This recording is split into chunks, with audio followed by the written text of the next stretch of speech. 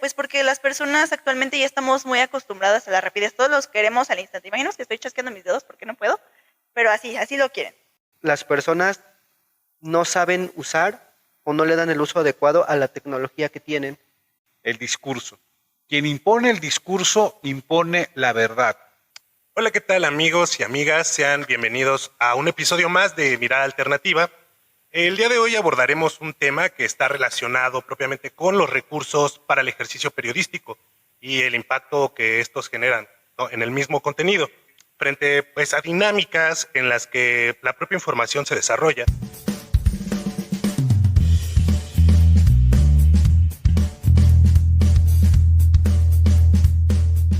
Por ello, quiero abrir esta plática, pero antes de pasar a la pregunta, quisiera presentar a los compañeros que están presentes en este episodio. Saludamos con gusto a Alondra. ¿Qué tal, Alondra? También de este lado me acompaña el compañero Samuel. Y como cada episodio está presente el profesor Marcos Castañeda. Entonces, como les comentaba, voy a abrir esta ronda con una pregunta muy general y es: ¿cuál consideran que deben ser el papel frente a estas nuevas dinámicas de comunicar, sobre todo frente al poder político y la desinformación?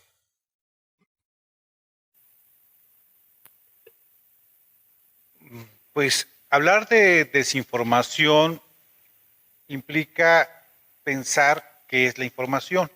A mí me parece que, como en los documentos que hemos compartido de la Fundación Gabriel García Márquez, primero hay que comprender que hay un exceso de información y que la información que se consume tiene que ver con afinidades, es decir, con mi propio universo.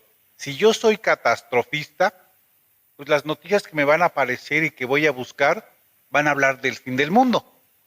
Y ahí hay un gran problema, porque entonces el trabajo periodístico, que implica poner orden al caos, porque es un principio básico, es más, yo hasta podría decir que es un principio religioso, ¿no? En el principio fue el caos y luego vino el orden. Entonces, básicamente lo que nosotros hacemos es darle orden al mundo caótico, bizarro, extraño, para tener un grado de criterio, ¿no? Porque el periodismo es muchas verdades. En la medida en que uno va descubriendo qué verdades tienen mejor sustento o mayor, que pueden ser, tener una verificación más profunda, en ese momento, pues tú le otorgas la credibilidad. Pero en este mundo de exceso de información, pues estamos muy afines a lo que queremos. Entonces, a mí me parece que hay que ir viendo que no debemos olvidar el principio periodístico. ¿Cuál es nuestra misión en cuanto a la recopilación de datos, a la investigación periodística? Intento darle orden a una realidad que no es fácil de asir, que no es fácil de comprender, que no es fácil ¿no?, de aprender con H. Entonces ahí yo creo que es un gran reto y creo que es una gran profesión en términos de establecer estos parámetros, no para vender una verdad, sino para establecer criterios y tener una opinión pública sana.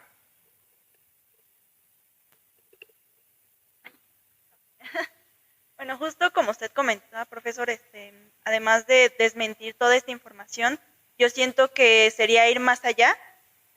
Pues como periodistas también deberíamos de investigar quién genera esta información, cómo se difunde, así como su impacto que tiene en la sociedad.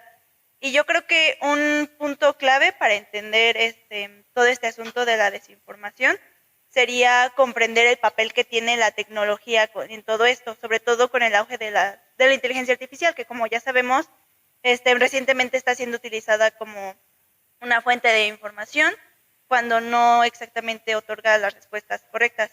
Entonces, siento que como periodistas es nuestra responsabilidad señalar estos mecanismos y pues también exigir como transparencia ante las empresas tecnológicas para pues que exista una regulación también de estas nuevas tecnologías.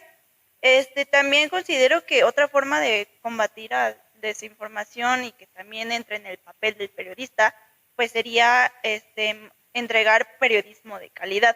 Y esto implicaría ser completamente transparentes con nuestras fuentes y con nuestros métodos para que a su vez nuestras audiencias puedan confiar en nosotros. Bien, bueno, yo igual manera nada más voy a, justo como complementar lo que acaba de comentar el profesor y mi compañera Alondra, creo que actualmente con todas las tecnologías, o con la tecnología que existe hoy en día, justamente es tanta la información y esa información está al alcance de millones de personas en un instante.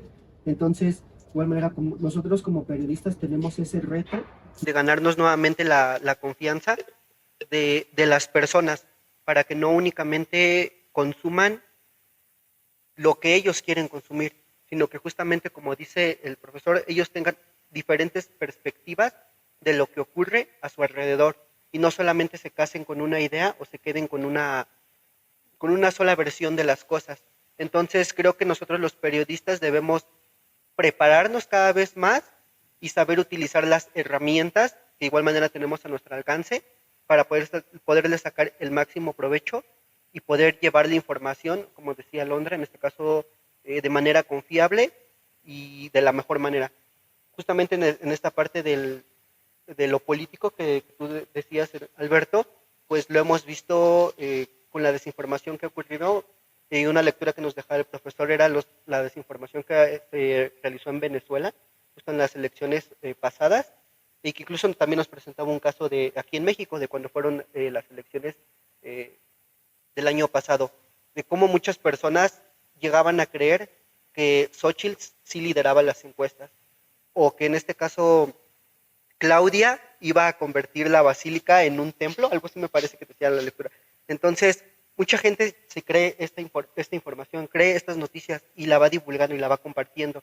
Entonces, nosotros como periodistas debemos de buscar los métodos y las herramientas para que esta desinformación pues no se vaya expandiendo a más gente. Adelante. Qué bueno que lo mencionas, Fermín.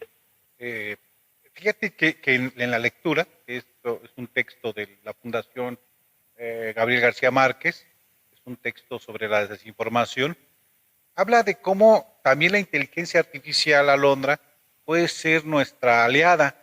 Cita el caso de un chatbot, Fátima, que tiene que ver con la verificación de la información al minuto, al instante, que creo que es uno de los temas que vamos a platicar más adelante.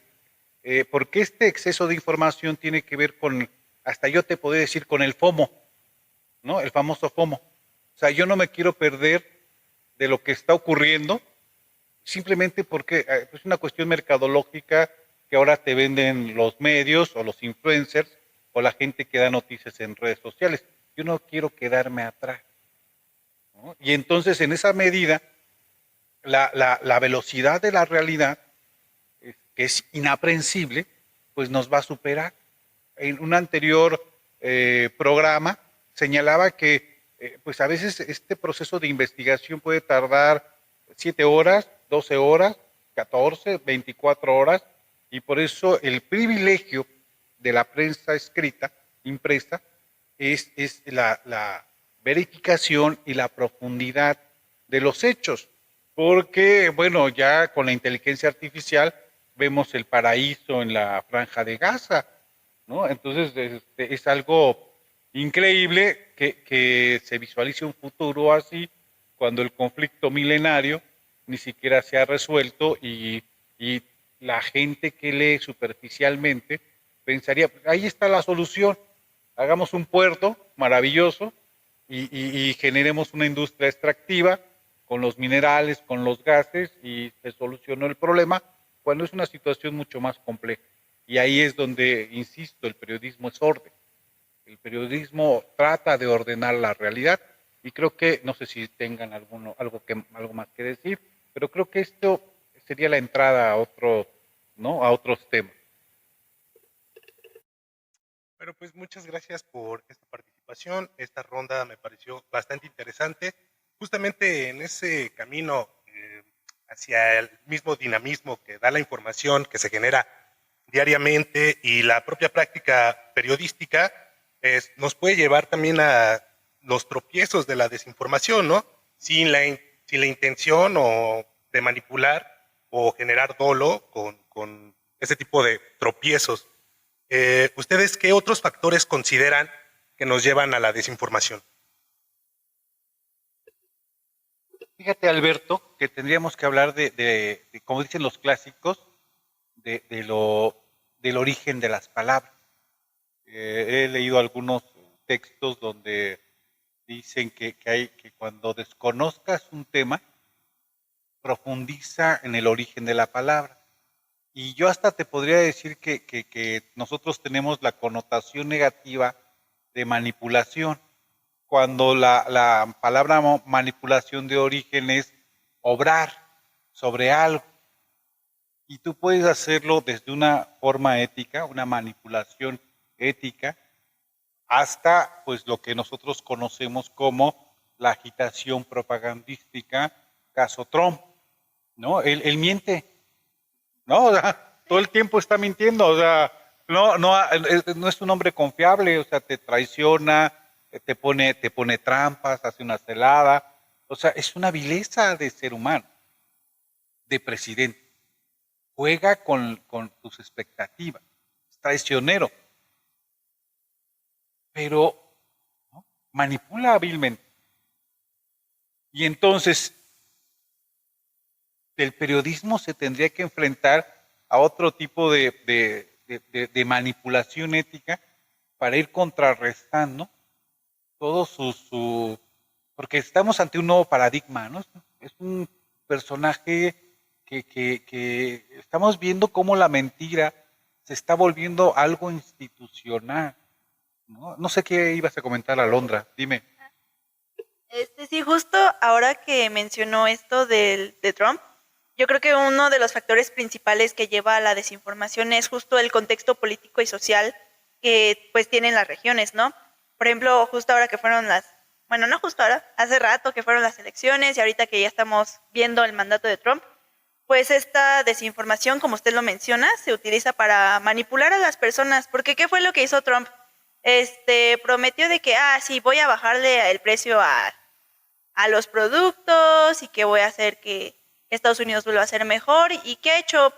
Pues la verdad no, yo sé que esos cambios no son de la noche a la mañana, pero pues ya hasta las propias personas que han votado por Trump, y estas son cosas que yo he visto en redes sociales sobre todo, hasta están mencionando de que, pues que esto no fue lo que se me prometió, yo no voté por esto, entonces, considero que este es un gran factor que conlleva a la desinformación.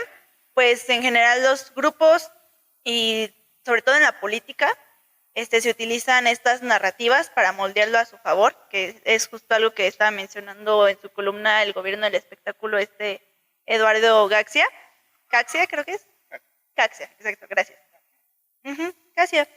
Y bueno, creo que además de este contexto político y social, otro factor que conlleva la desinformación es la rapidez con la que se dan las noticias, ¿no? Sobre todo pues con el auge de las plataformas, de las redes sociales, perdón, y pues muchas veces sucede esto de que viajan demasiado rápido y las personas no se dan el tiempo de verificar de dónde provienen estas fuentes, que es justo retomando lo que estábamos comentando hace unos minutos, que en prensa escrita se lleva todo un proceso que tarda horas.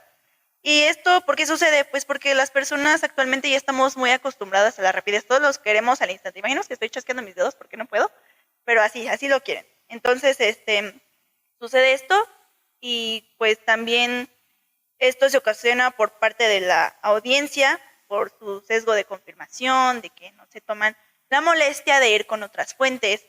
Y pues bueno, creo que en parte sería eso.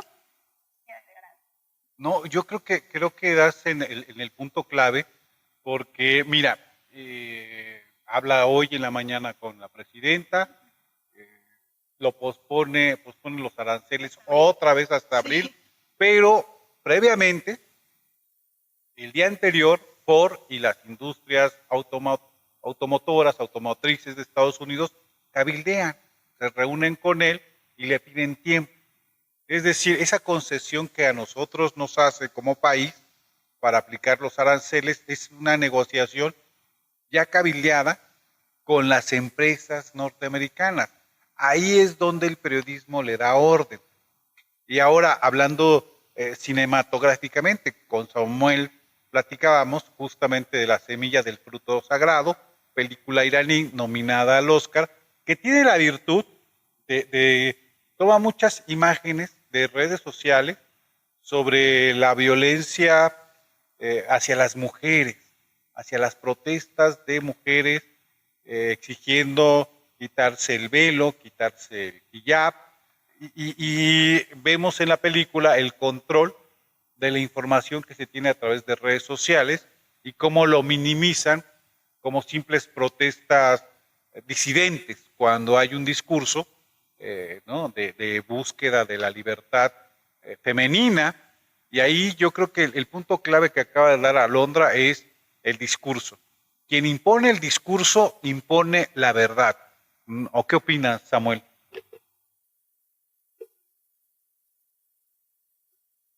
Sí, justamente, profesor. Incluso retomando nuevamente esta película iraní, con lo que decía Alondra del contexto, por ejemplo, aquí en la película, las hijas empiezan ya con otro chip y son las que se empiezan a manifestar junto con sus compañeras y sus amigas por algo que se les ha impuesto desde hace décadas y que ellas ya empiezan a estar hartas. Pero la mamá se rehace a eso. Todavía tiene los valores tradicionales que ellos le inculcaron. Y otro contexto podría ser el religioso, como por ejemplo el papá. Él se apega a lo que dice el Corán, me parece que es el Corán o la ley musulmana. Entonces, estas cuestiones también ayudan a propagar la desinformación y ayudan a que en este caso probablemente sea más complicado para las personas llegar a creer, porque muchas veces nada más van a leer o se van a interesar en lo que ellos quieren saber o lo que les conviene o lo que ellos creen que es cierto. Yo también, aparte de Alberto, creo que otra cuestión que propaga la desinformación es la cuestión de que las personas no saben usar o no le dan el uso adecuado a la tecnología que tienen. Porque, por ejemplo, hoy miles de personas y la mayoría de las personas tienen acceso a Internet y a un celular, a un dispositivo móvil. Pero es peligroso porque este tipo de personas puede llegar a ver contenido, como el que decía el profesor hace un momento, supongo que se refería al video que publicó Trump sobre la Franja de Gaza hecho con inteligencia artificial completamente, donde decía que después de los bombardeos, ¿qué seguía? Y él salía con una estatua de oro y salía como la Franja de Gaza con paz, prosperidad, crecimiento económico, crecimiento social. Alguien que no entiende bien ese concepto se puede creer ese video y puede creer que todo ahí está bien, que todo está ocurriendo perfecto. Pero la cuestión es más complicada. Hasta donde me quedé ahorita, la tregua está tambaleándose porque se siguen ahí discutiendo, debatiendo. Entonces, hasta el momento, vi que Israel todavía bloqueó la entrada de la ayuda humanitaria.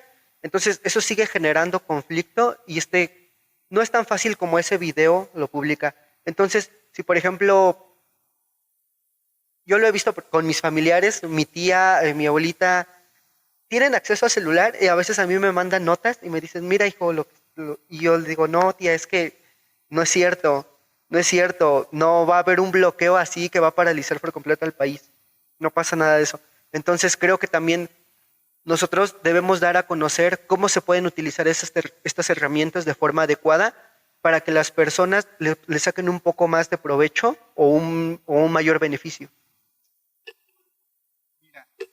Alberto, y para concluir este segmento, a mí me parece que la sociedad del espectáculo es justamente los casos que señalas de tus familiares, ¿no? Se guían por la espectacularización de la nota, del encabezado, que eso engancha mucho, de esa distorsión de los hechos y por lo tanto el espectáculo mata la información.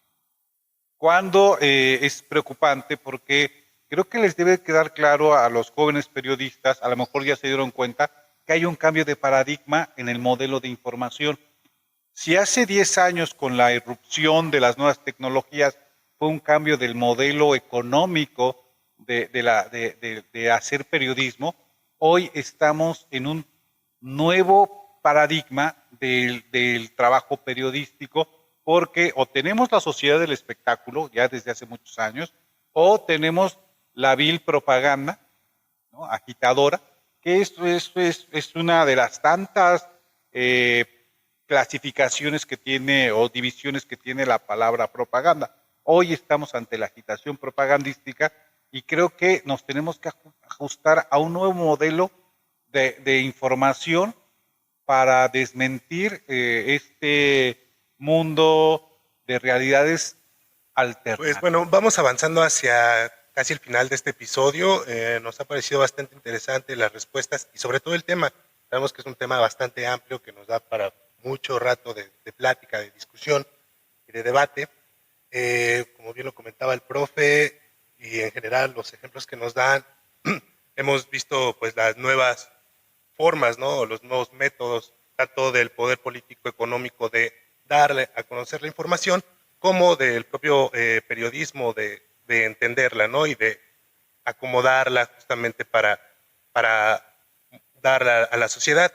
En esta última ronda quisiera que ustedes me dieran, a manera de reflexión, cuáles consideran cómo contrarrestar esta problemática a la que nos enfrentamos como estudiantes de periodismo y próximos periodistas, ¿no?, sobre la desinformación, para no caer en propaganda o ser parte de ese pool de prensa que se generó alrededor, por ejemplo, de Donald Trump o de López Obrador con los youtubers.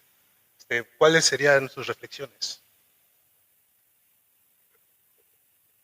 Bueno, yo creo que principalmente nosotros debemos estar bien informados, tener diferentes fuentes de información, verificar esta información y darla a conocer de una manera clara, breve y concisa.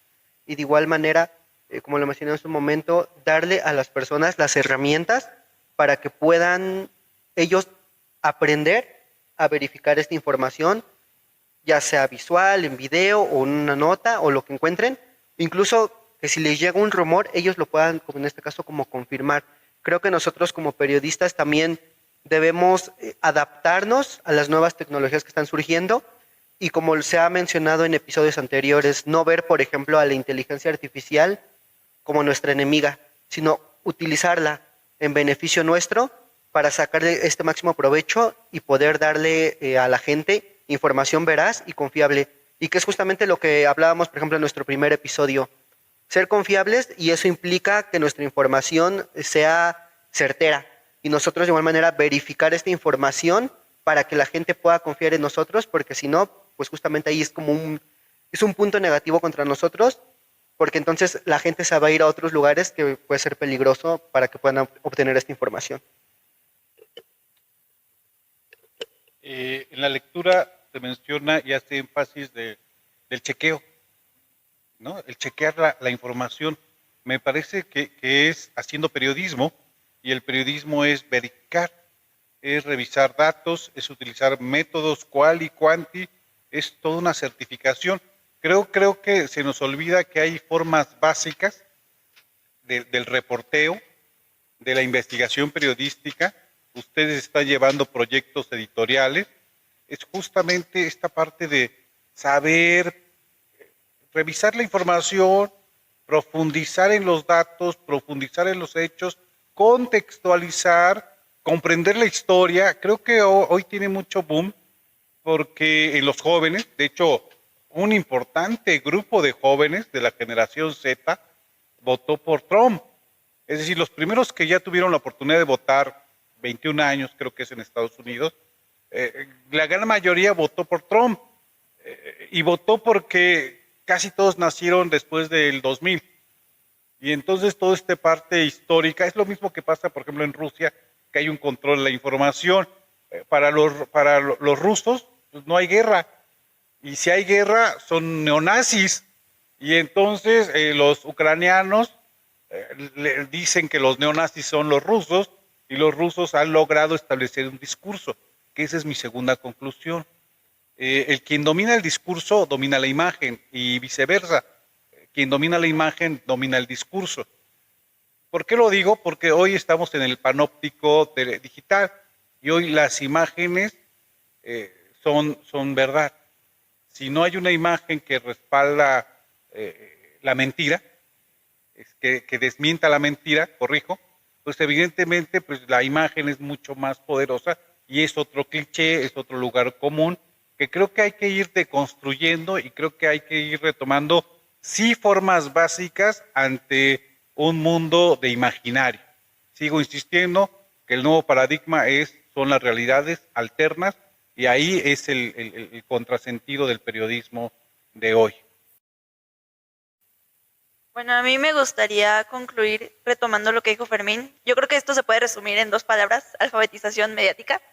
Que pues, si bien nuestro deber como medios es distribuir la información, que sea clara, que sea concisa y sobre todo que sea transparente y verdadera, creo que también como consumidores tenemos la responsabilidad de aprender a identificar las noticias falsas, a cuestionar lo que leemos y a saber diferenciar entre la información que ya está verificada y lo que es manipulado, lo que se dice propaganda.